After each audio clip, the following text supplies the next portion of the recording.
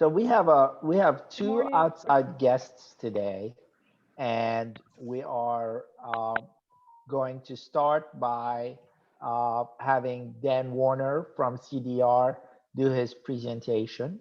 We're going to also have John Evans from Innovatel, who many of you know is a member of our CPA and is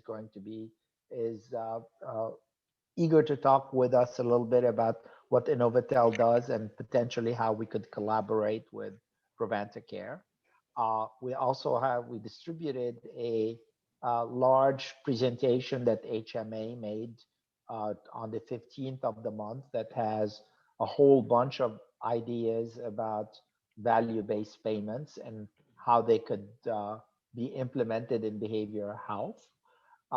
This is an agenda for about 3 meetings, but we'll try to squeeze in, just so you don't think that we're, sleeping on our laurels here. We have a lot going on, but there's some good stuff that we want to be able to share with you. But probably the latest and greatest on budgets comes from Mr. Phillips. So can you give us a highlights of what we got, what we're going to get, and what we should go back and get more of?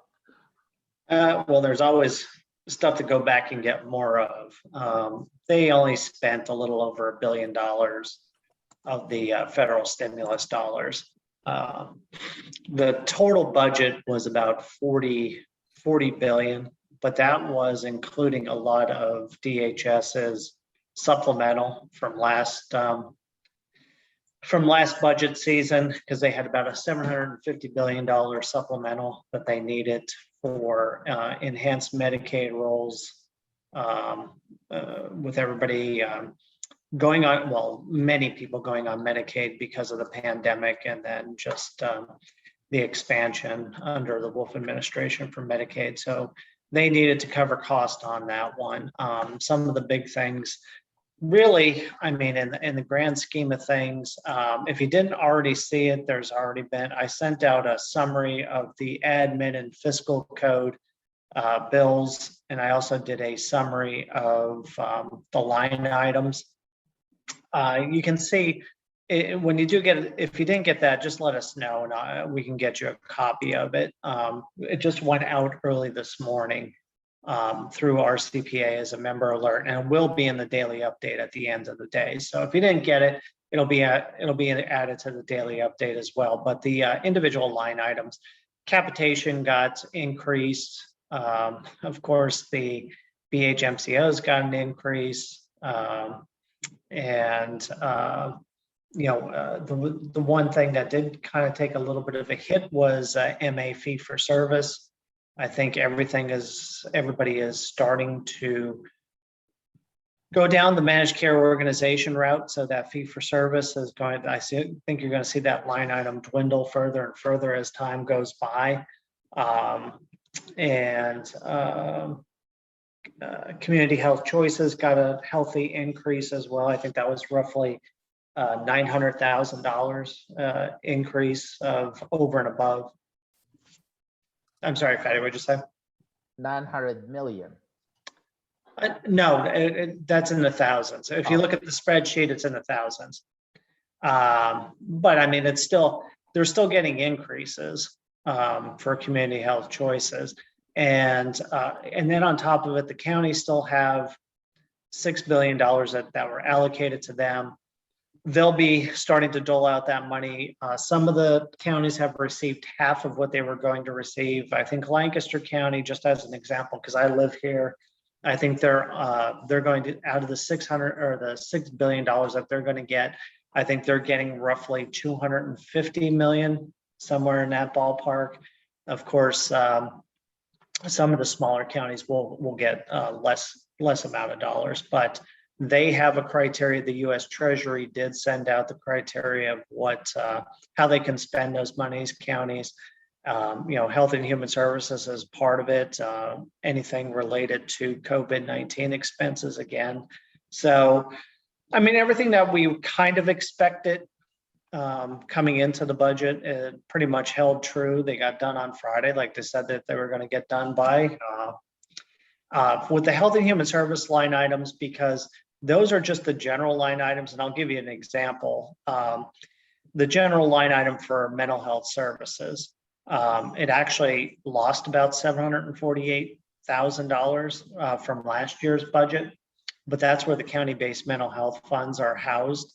And we won't know until we get the DHS Blue Book of how they're going to spend those dollars out of the general line item, because then they have all the sub line items within the agency that are attached to that spreadsheet on the General Assembly. So I talked to Richard this morning, and then I believe we have a meeting with DHS senior staff next month, I believe it is. So I asked him to put that on as an agenda item that we would talk to. So hopefully by that time, we'll know how they're going to allocate all these dollars going forward. Now, the other interesting thing, which I think everybody will kind of get a kick out of, is there's also $500,000 in the fiscal code for audits of managed care organizations that administer contracts for community health choices, long-term living, MH services, or IDD, or the IDD community waiver. So, which was kind of interesting that they're actually going to start auditing the managed care organizations. So I know you have a full agenda. So I mean, that's kind of just brief highlights of what we saw. And I know this isn't my crowd, but I just got to say that means the next wave is the providers. Like that trickles down. So you've been given a warning. Exactly. Exactly. Oh, and then the other big one too here, Fatty. So if you do talk to providers, the overtime rule regulation that Wolf went through, that was repealed in the administrative code as well. What does that imply to our providers? Well, that was the one that if you had a salary and it was 45. Up to 45,000, they reduced it. So that's been repealed. So, I mean, so they don't have to comply with that. That means a lot for this group monetarily, but that may have the total inverse impact from an employee retention perspective. So, so it's a double-edged sword. Well, and it'll definitely help them. Will help providers with their budgeting. So, well, thank you very much, Jack. And as I said, we have a chock full agenda, so I want to keep us moving, please. I'd like to start by introducing Dr. Dan Warner from Community Data Roundtable. I've known Dr. Warner now for about a year. We've had a chance to meet on a number of occasions, and I've had the opportunity to meet with his team and group. And so in our march towards getting a handle on data and knowing how we as ProVantaCare can be more attractive to the BHMCOs in contracting for better value-based payment program, I thought it would be valuable for us to spend the next half hour or so listening to Dr. Warner tell us about what they do, and he's going to walk us through an example or two. So in the agenda we sent out, we shared Dr. Warner's bio on LinkedIn and a link to the CDR LinkedIn page, which has a link to their website. Now, I know some of you have known him. No, Kathy at least did. So Dan, I'll turn it over to you. I'm done calling you Dr. Warner. Great, good. Yeah, I was like, that's weird. Who's that, right? Thanks so much for letting me come in here. Here, I'll just go ahead and get started. I think my screen is already being shared, and hopefully people can see the AI transcription of my words on the bottom, which can help some people understand what's being said in these digital worlds. Today's topic, value propositions. the importance of uniform data methods. I wanted to sort of really talk about something very, starts with something very technical, but hopefully in this presentation, really have it come to life and understood from your perspective as providers who've been running large organizations for years in this space. Let me just tell you a quick about me and the organization that I run called Community Data Roundtable. We're a nonprofit organization dedicated to developing a data-driven human services system. In order to do that, one of the things we have is an app, which is used in some of our projects, though not all. We are not primarily an app vendor. We developed this app to solve a problem that we need for what we really are about, which is bringing systems of care together to plan together, identify value opportunities, and move towards them. That's what we're really about. Sometimes our app is a great tool to get that done. In many of our implementations, they don't use it. They use some other software that we then contribute to. And I'm going to talk about that because I'm not primarily an app salesman. We do advanced analytics, algorithms that help identify who should go where so that there's less conflict about that. That's one of the big reasons we get brought in, so that there's an agreement about who goes where based on data. And then the neediest don't have to spend their time in grievances with the MCOs. We have various tools and reports for looking at providers, for looking at systems. And we also have norms, because as we're developing our app, we call it the data pool, because the point is that we are growing, really, I would say at this point, one of the most coherent databases of the kind of data we collect. And we'll get to that in a second. Okay, I'm Dan. I'm the executive director. I'm a clinical psychologist. I started when I was I went to Duquesne, a school out in Pittsburgh. I was a BCMT. I've done outpatient therapy, in-home family therapy, which was my favorite. I was a clinical evaluator for years. I was a clinical director for a large practice similar to the kinds of groups represented here. I'm also currently getting a postdoc in clinical psychopharmacology, just because that really did feel like the biggest gap in my knowledge in mental health. Because I've worked as a director level at ProVantaCare, at one of the BIMCOs in the state. And I said, I sort of feel I've touched everything, but I really wanted to better understand the brain, quite frankly. So that's my current side project. It was a COVID project, but still going. Our organization has contracts in Pennsylvania, the CANS projects in Pennsylvania. We touch a lot of those. Some groups on this phone call are a part of those. We also have contracts in Italy, where we work with a big project in Milan, Santa Cruz, California, and there's also smaller providers all over the place. So we're a growing organization. I've also published research. In fact, research relevant to Pennsylvania. We did an analysis of some of the CANS data we have from BHRS, Behavioral Health Rehabilitation Services, a now transitioned level of care. And if people ever want to see that, I think you can get a sense for the kind of cutting edge insights our methods are revealing right now. All right. So that's good enough for that. Why do we get started? I got started because when I did the work that I was doing as an evaluator after I graduated graduate school, made me realize that to really to be a clinical director for a large system, you need information. You know, we mostly get trained in therapy about how to do one-on-one stuff, but you really need information about your whole system that allows you to compare everyone in some standard uniform way. And everyone agreed. I don't know if some people here, there's some names that look familiar. I don't know if anyone attended. I used to run outcomes summits for PPA, and the state would come in, managed care came in, big providers came in, and everyone agreed. Advocates, we have NAMI, we've had a long relationship with, and everyone said, yes, we really need to track what's going on in the levels of care. We need to know what people are coming in like. We need to know how people look like when they change, what's working, what's not, across this large open system. But no one trusted to get it done. Okay, managed care didn't trust the providers not to cheat. Providers didn't trust managed care not to beat them up. Providers didn't want just cookie cutter care. They wanted to know things were still individualized.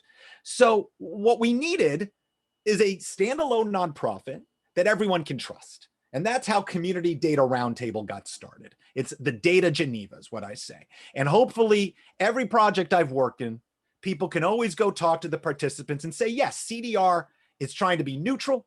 They're trying to be helpful. They're getting it so we can get what we want to get done. And I'm going to talk today about the essentials of that, because it's always about orienting towards value. So here is what both the research and my experience have taught me about VBP thus far. I do want to stress the research. I keep up as much as is possible on the academic research on VBP. You will hear me referencing this. And then also, I'm going to talk at the end here about a project I'm intimately involved in and show how I try to use this insights to do good work. I'm going to check the chat. Feel free to drop questions in the chat. I am doing my best to monitor it. Okay, so here's some axioms I really want to get down to. First of all, I want everyone to understand where I'm coming from.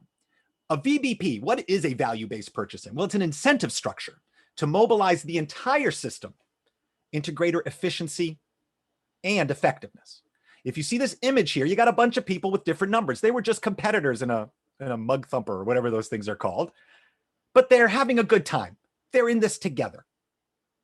Market solutions are very important in the contemporary world.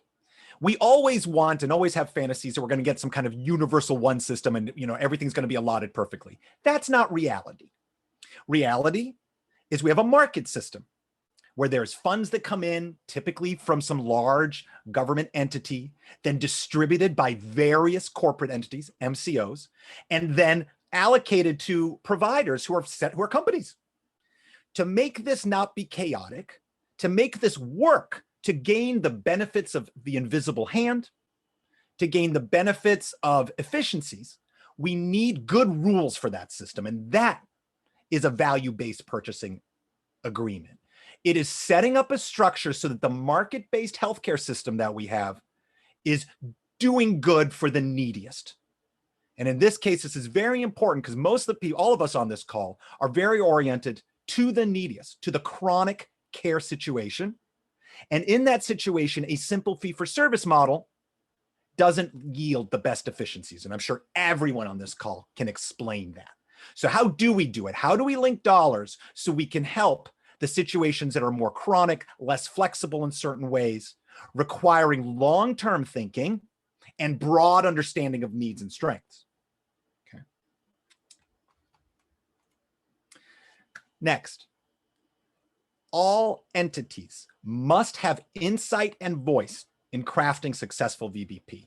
This is so important. Now, I've got up here a picture of a recent report put out in 2019 and would have gotten more hubbub if it wasn't for Corona, in which the National Council, a group I assume everyone here knows, did a nice broad survey of behavioral health provider participation in Medicaid value-based payment models. And the findings are pretty straight ahead. Behavioral health providers are often not involved in the actual planning, with the idea that PCPs or hospital systems are going to sort of divvy something out to them, which very often is hog-tying these implementations because behavioral health is the center of the needs of the populations that they are trying to address. And without the provider voice, behavioral health providers aren't really getting anything. The money is disappearing. The value is disappearing. Successful VBPs in our population, chronic populations, high needs populations, require the provider be a part of the steering and development and data delivery process. Okay, we've seen it, and that's what drives a lot of the implementations that we do, is how to access the power that brings, provider voice. Okay. A part of this is that no one entity can do VBP alone. I'm sure the groups on this phone call are already at some level a part of some VBP where the MCO came in and said, here's how we're judging you. And here we're going to take down some of the money we're already giving you. And this is how you can earn it back by meeting these standards that are based only on data we have. Okay. And you ask yourself how successful that VBP is right now. For VBPs to actually work, you need information not just from what the payer has. You need broader information. I'm going to talk about it here in a second. I hope people will see, yes, that makes sense. It's not just a report card that the payer sets up for us. It has to be a collaborative project, and that will steer us towards success. So what does a good VBP metric have? First of all, it's tailored. It's tailored to the level of care being incentivized. Setting up just a basic, we want to impact that HEDIS measure, that's way too broad. It's so complicated to make a HEDIS measure move. In fact, RAND put out a study that's very compelling. There's no more moving of HEDIS measures until we get something as radical as ACA or something that fundamentally changes the world, that we have topped out what is possible to change there based on structural realities. Okay. So if we want to tweak that, we need to look at what LTSS does, what outpatient does, what does a level of care do in our system, and then make an incentive to move that. It's got to be tailored. Second, it needs to focus providers on doing good work. Providers have things can get lost. It's a very complicated system. We take on niches that maybe we're just easy and comfortable. We want to set up an orientation for the provider to do what needs to be done by that level of care. And we need to do that without getting in the provider's way. I'm just going to be honest with you, because I consult with VBPs that are not CD, don't use our model. They're just using in other places. And I'm offended. I do not enjoy sitting down with managed care for them to tell me how to do my work, because that's actually not their expertise, even if they have a clinical degree. Their job is managing care. Our job is doing the work. There is collaboration, but not interference in a good VBP. Ideally, VBPs provide access to new funds outside of silos. I'm going to talk a little bit about, I think, what social determinants can offer. I think equity is a wonderful opportunity for some new silos to open up for what we do. Value should be measured not in fighting over what we have, but in safely, equitably growing opportunities so all of the people, all of the entities benefit equally. It's about growing opportunities, not just slicing up the existing pie. All right, so here is my model. Here is the CDR model about what and why I think you can't just do it from one place. You need data alignment. This right here is what, no matter what you do, even if you never see me again, if you're going to do a VBP, please hold on to this. Whenever you go into a deal, make sure, check off that this information's a part of things, because I really do think this is important. Fundamental to a value-based metric is some claims information. And this is where the MCO is God, right? This is where they run things. They know claims information across all entities in a sophisticated way when they do a good job. And this is the question, how much money are we spending? Because fundamental to value, you got to have dollars and cents in there. If you're not looking at dollars and cents, and you're not looking at one of the kernels of value, even according to the famous Health Affairs article on the topic. So absolutely important. You also need clinical information. Okay. Fundamental is diagnoses. You don't want to treat all diagnoses the same in value-based. Some diagnoses will require special attention from others. So you need to know that. And that is something where the MCO and providers are kind of both have access to this information. Yeah, MCOs have their own doctors. They've also got files and history on people. But what's going on now is the provider knows. And the passing that back and forth is very important for what's going to happen now, to identify the value opportunities now. Deeper than diagnoses are things like the inter-RAI, which I think people on this group would know about. That is just an absolute goldmine of clinical information that's helpful for identifying value. PHQs, any of these kind of clinical tools, can be very helpful. And basically, that's one of the clinical things we're trying to fix, right? So very important also for value. Last, and I really believe in this, this is the special sauce that I'm seeing. I'm seeing it work. You also need what's called communimetric information. What is communimetric information? Let me take a look at my time. We're doing great. Basically, that is at the moment of clinical contact. What is the plan? Who will be doing what? Did we solve this person's problem or not? It's a fundamental understanding of what needs to be done that is shared across the system. That's why it's called communimetric. It's a piece of information that, yes, managed care agrees these are the things that get done. The providers agree these are the things that get done. And then did we do them? And who did what? We need to know that. And that's the steering wheel that providers really get, that manages through this. And this information is essential for a good value metric. Claims, clinical information, communimetric information. And the most famous communimetric tool is the CANS. And that's what a lot of people in this state associate me with, is the CANS. But I want to stress right now, if you've heard of the CANS, we're right now at a level of leaders. You're not technical people. So I want to bring you into the weeds a little bit because it's helpful. Because you might think, oh, we use the SDQ. I've heard of the CANS, but we use the SDQ. It's different. Okay. The SDQ is a clinical tool. All of those other things you hear is a clinical tool. The CANs and the ANSA, those are the first current communometrics tools. They were invented by the guy who discovered or invented communometrics, however you want to think of these things.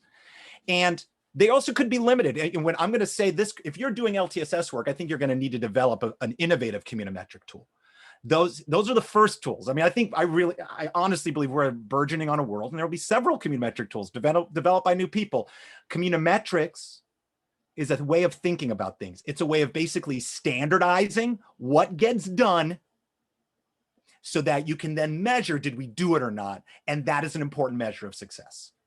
What are we doing? Did we do it? And if so, that is a sign of value being achieved. And I will show that in a second. So are there any questions about that? Does that make sense? I just want to give a little pause here. All right. No one's. Dr. Warner, if I could just comment, I have presented to so many CEOs of MCOs and I couldn't, you're spot on. Oh, great. Okay. However, I'd be interested in hearing the progress you've made because we've made no traction with them.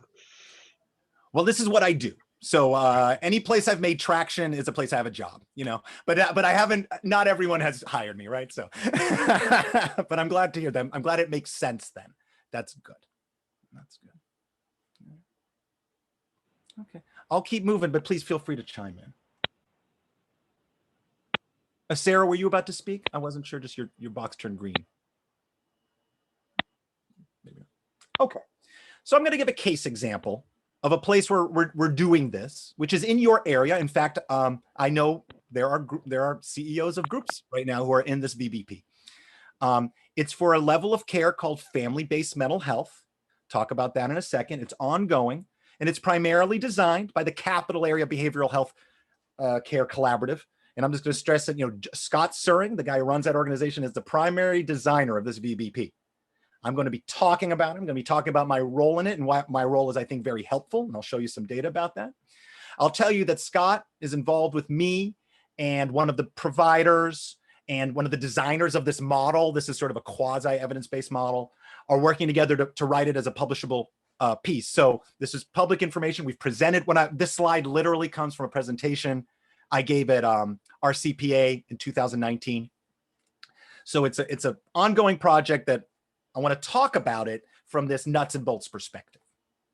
Started in 2018. The capital area, which has 5 contracts for Medicaid, behavioral health, carve out. And there's 2 fundamental parts to how it works.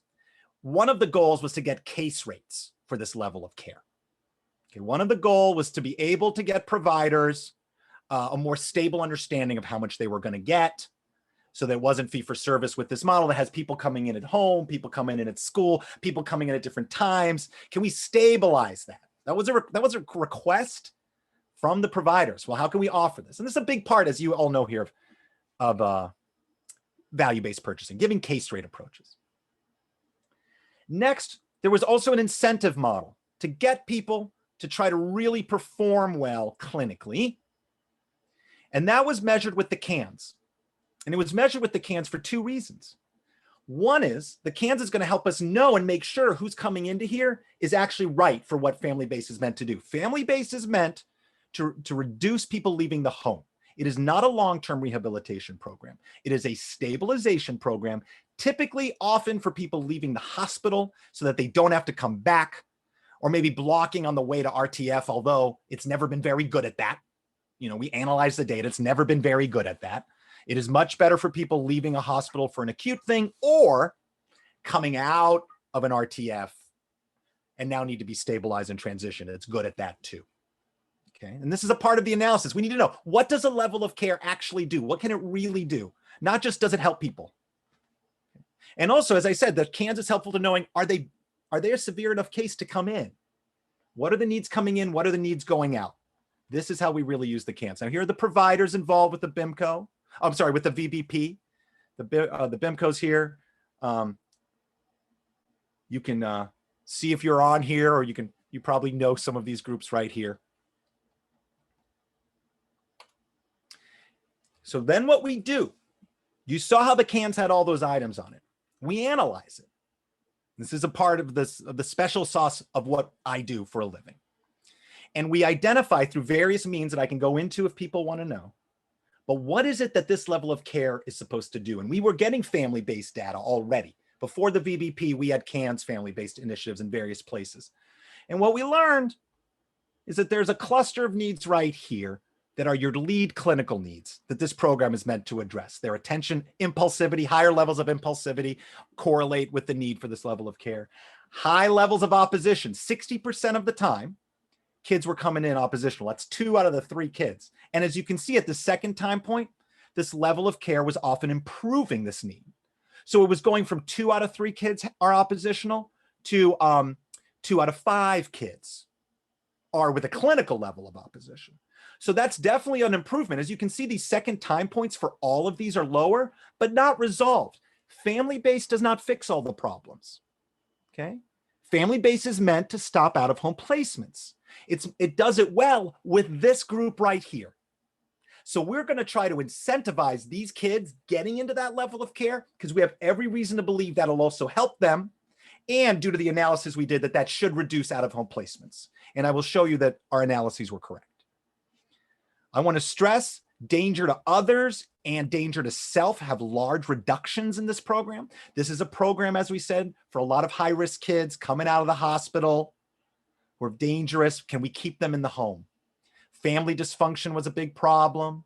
The behaviors at home were a big problem. Look at how well that resolves. It goes from 2 out of 3 to 1 out of 5. Okay, so this is the profile of who should be coming in, and we have every reason to believe they will be good coming out.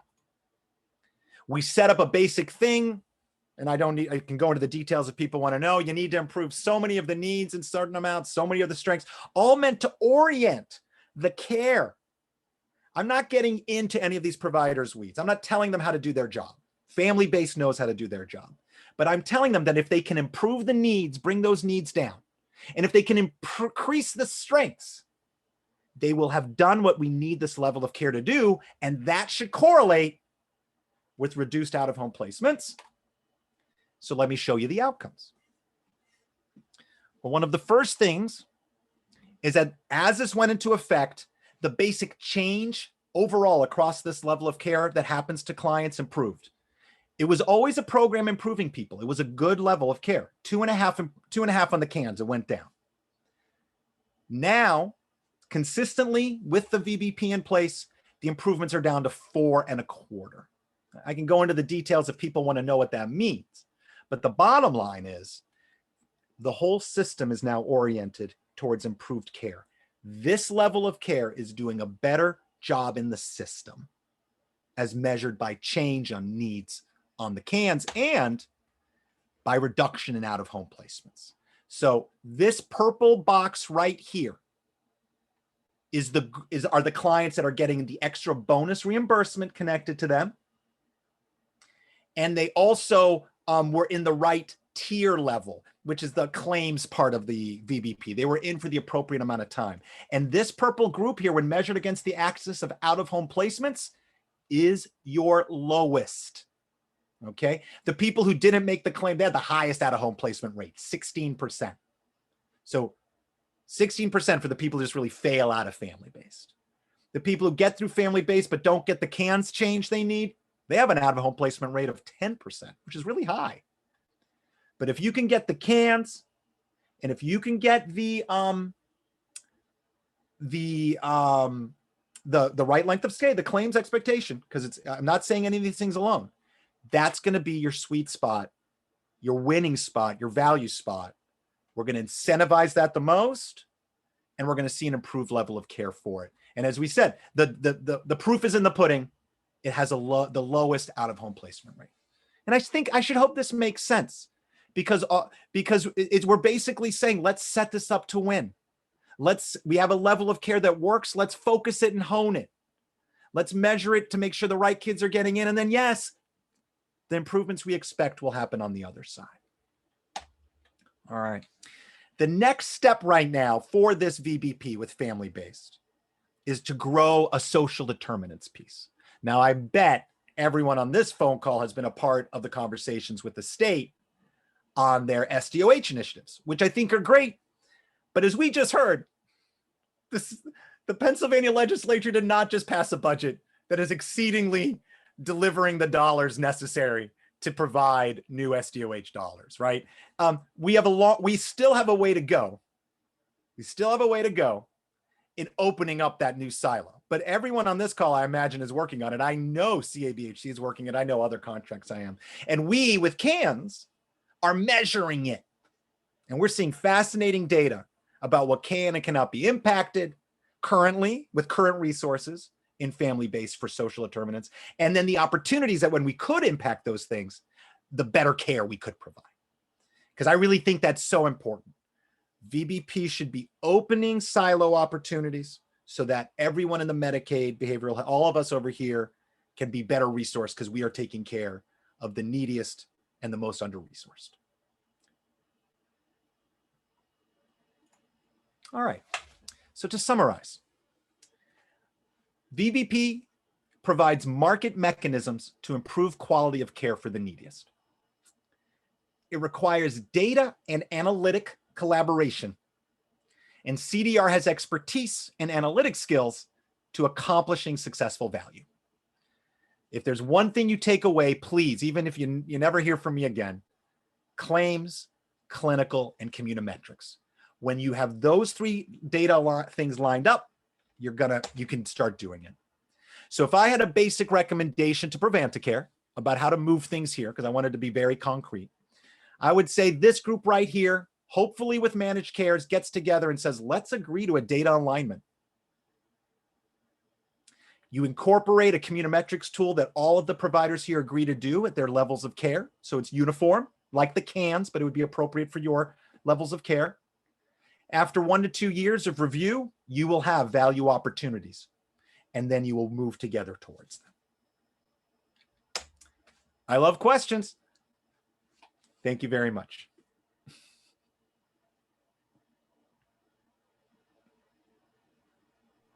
Thank you, Dan. We appreciate it. I know this is a topic that providing you 30 minutes on is just scratching the surface. Yeah. But I was exchanging also emails with John as you were going through, saying I can see the intensity in folks' faces on as you're doing your presentation. Oh, so why does it take us 1 or 2 years to get to where we want to go? What happened to instant gratification? Right. Well, when you're dealing with chronic populations, change doesn't happen quickly.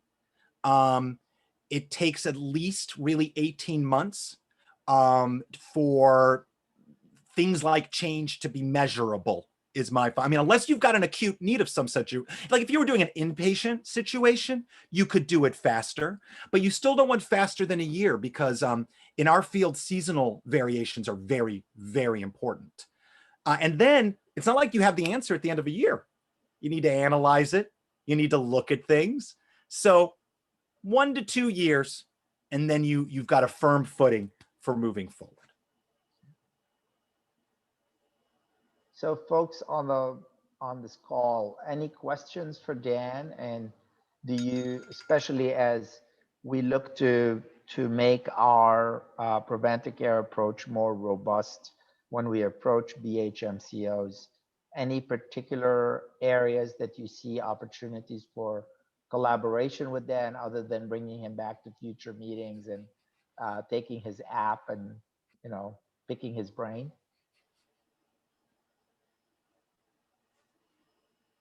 I'll just chime in and say, Dan, this conversation has been really encouraging for me.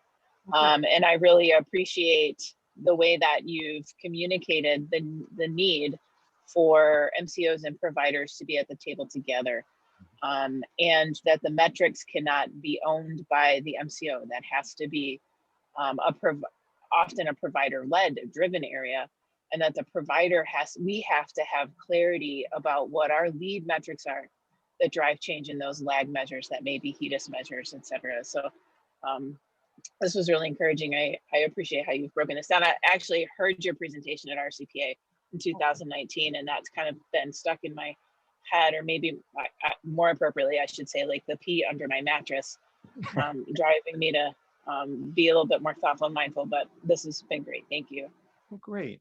Yeah. And I want to highlight It's also the data that you as providers have is something you can use as leverage. It is. Once there is the recognition that to do value, we really actually need to know what's clinically going on and what the plan is. Now the providers should be at the table. And I deal with MCOs all the time. I've got contracts with MCOs, and they know this.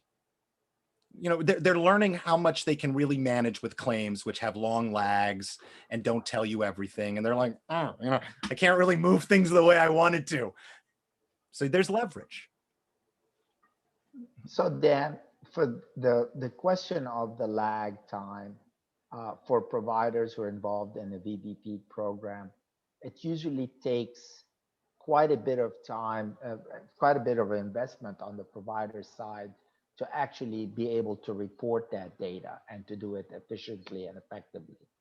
How did you, in some of the examples you've had, been able to fund that process? Do the MCOs help fund the process while you're building it, or do they just do the holdbacks and hopefully give you some of it back at a later point? No, right. I would say there's been different arrangements. One is certainly that the government pays for it and tells the MCO to do it. Okay, so I think of Scott Suring as government, CABHC as government. Technically, it's a nonprofit, but it's basically representing the county dollars. And so they said, we want this done, and ProVantaCare then contracted with me. Capital also put some dollars in. In that case, it was just those two.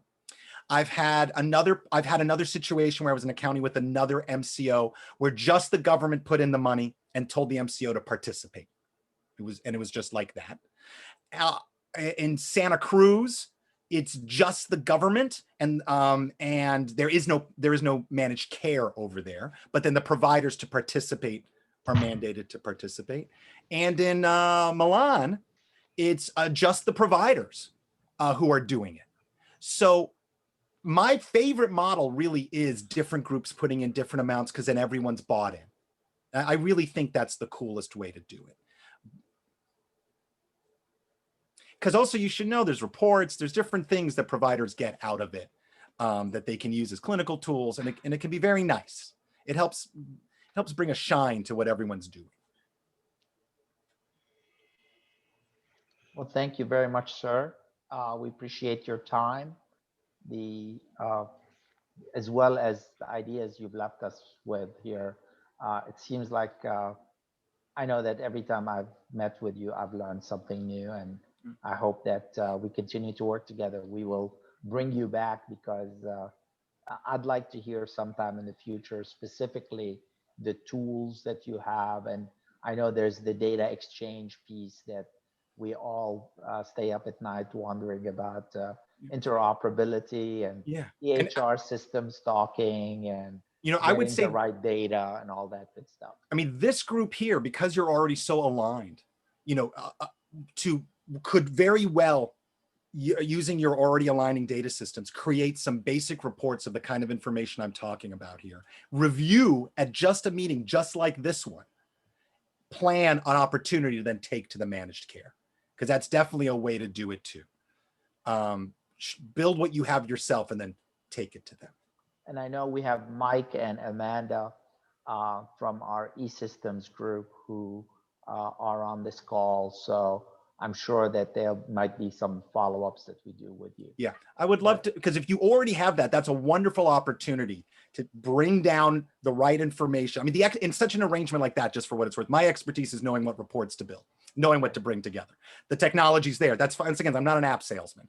If you got the technology, use what you've got, but I can really help figure out what we need to bring together to take to the payers, to take to government. Well, thank Fadi, you. I'm just a ahead. guest here. Can I ask Dan a quick question before you? You can ask all the questions you want to. I don't want to interfere here, but Dan, I'm just fascinated with the presentation. And now that we're almost 30 states, have you had opportunity to interact with any of the large MCOs, Centene, United? Because I think the data there is so immense. and the dollars, that there's significant opportunity. Yeah, I mean, the truth is that managed care companies are increasingly thinking of themselves as data companies, and they have very strict walls around their data. So they need a good reason to share anything. But when you have a significant group of providers who come in with an opportunity for them to accomplish value, yeah, they share their data. I mean, I've done it with Magellan, done it with ProVantaCare. I've never worked with Centene. They are in California, but the way Santa Cruz works, I don't, every system is so unique. I'm still figuring out exactly why Centene's not showing up at meetings. I don't think it's anything. I think they're not invited. I don't think it's, but yeah, to me, it's just not a big, they're very, managed care. It's just that you're not going to get something simple, but when you give a good, clear plan, I know how to work with managed care data, and they share it. So I'd like to follow up with you at some point. I think there might be some things to do. Yeah, I'd love to. I love this stuff. Thanks, Ron. Hey, Dan, it's Sarah Eister. Go ahead. I don't know if you can hear me. I can. Hi. Hi. All right. So, A, you should have put a proposal in to talk about this 2 years later. That's right. And B, I'm going to reach out to you about the conference in general. But this is just, it really warms my heart, because you know that we tried so hard in the early 2000s with ProVantaCare, which was CVH&P in the day. And we started working with John. And so your work is just so incredible, and your passion is great. So thanks so much for sharing it, and then doing the deal and tying it into the relevance of value-based purchasing. So I wanted to just say hello and thank you. Hey, yeah, and I don't know how many people on this phone call remember Rajni Ladd, and it makes me actually a little sad to bring it up, but he was my rabbi in the early days, and I remember sitting in his office and him showing me his early ideas for a family-based algorithm, very, very drawn out in PowerPoint. And so yeah, those were the days where I was very much came up through that line you just talked about. Well, So thank you. Maybe we can still insert Dan somewhere to do an update in our value-based payment block at the conference, Sarah. Maybe we can coerce him into joining us. Well, that would be great. So we'll hound you after this, Dan. Sounds great. All right. I don't want to take up too much time. Thank you very much. You can always find me through this email. I will send these slides along, and everyone will get them. Yeah, please send them, and we'll distribute the slides to everybody, and with your email address if you're okay with it. Absolutely. Yeah, right here on the final slide. Yep. All right. Cool. Well, thanks, Dan. Thank you. John, you're up next. I feel really bad that we have a much shorter time than we had originally planned for. And I am happy, if you're okay with it, to schedule our next meeting around the conversation for Innovatel, either on the 19th or on August 2nd, because I think there's a lot of opportunity here for remote delivery of telepsychiatry. So what would you like to do, sir? Would you like to? Matt, Tiana, could I coordinate with you? And I'll take a look at my travel has picked up again, so I need to find out where I'm going to be, actually. But I think Dan's presentation was much more interesting than mine. Gosh. That's Time well spent. I'll send you an email, John. Yeah, be happy to kind of reconnect as schedule permits. Yeah, we would. This chapter of where we are with ProVantaCare is we're trying to put all the building blocks together, and we had asked John to join us. John is the CEO for Innovatel. He's been a friend and member of RCPA for many years, and we had connected with John about a year ago through Pat Breyer, who suggested that there's a potential opportunity here. I know many of the organizations on this call have worked with John in a variety of ways and will continue to do so. We are looking to see if there's a particular opportunity that we can collaborate with John on that would be something where ProVantaCare adds value. We're not trying to insert ourselves into something just to take 2% out of everybody's pocket, but we would love to find a way where a unique proposition. We're talking to John about IDD services and trying to see if there's an opportunity to bring a level of innovation there. But in the same token, we would like to do the same with behavioral health, where obviously the telepsychiatry is much, much more developed in 30 states at this stage. So in the interest of time, I would like to, because I know some of you are going to drop out on me at 1 o'clock. We've circulated a copy of the presentation that HMA made to us as part of our open board and open board meeting on June 15. And there was an outstanding segment on the various forms of value-based payments that were being used across the country. So these are some of the models that I think we benefit from reviewing and considering as we talk with Dan and hopefully other, particularly the behavioral health MCOs in our world. So if you, we've attached the presentation, but also the recording is available. And I know that between Allison and Tiana, we can get you a copy of this recording. So if you, and I know there's a number of people probably due to the holidays and summer who are not here today. So with the exception of giving John Evans a priority on the next meeting, the meeting that he chooses, I would like to make that topic one of our core conversations. As you may recall, we have directionally said we would like to move forward with making proposals to the BHMCOs in Pennsylvania on a regional basis where we get small groups to work with a specific MCO on a specific form of VBP that they consider to be more uh, challenging, let's say. And so we've got a whole bunch of data sources that we're trying to bring to bear here.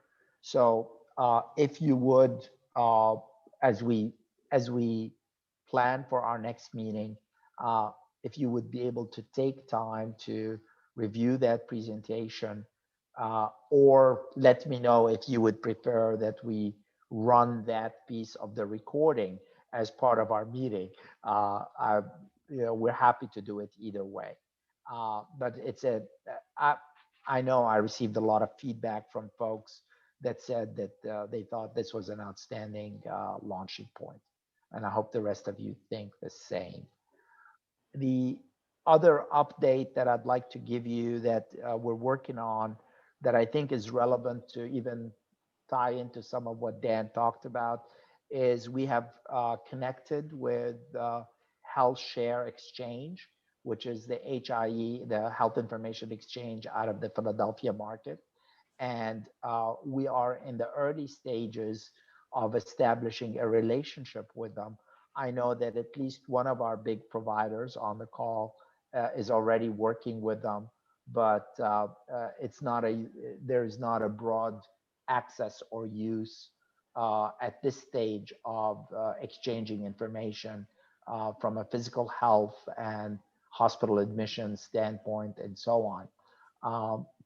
We hope that we can leverage the ProVantaCare group, about 35 providers in behavioral health and another 40 or so in LTSS and IDD, to come up with a contractual way to give us all access to this HIE data, which would become a huge linchpin for contracts around value-based payments. So there's it's another one of those data points that and connections that we think we can establish and help give you some value for where we're headed with all this. Um, our next meeting is scheduled on July 19. And I know that Allison has sent out schedule of meetings for the balance of the year to get it on your calendar. So we'll be on alternate week structure schedule starting July 19 for the behavioral health work group. Anything else that you would like us to bring up today? Because I know all of you have either summer plans, travel plans, 4th of July plans, or it's a hot afternoon plan that you need to run to. I appreciate everybody's time. Jack, thanks for your contributions today. Dan, you've given us a lot to think about. And I know Sarah and I will be following up with you to see if we can involve you in some way for the conference coming up at the end of September. So thank you everyone for your time. I hope you have a wonderful 4th of July holiday and see you again on the 19th. Hi, thanks, Dan. Thank you.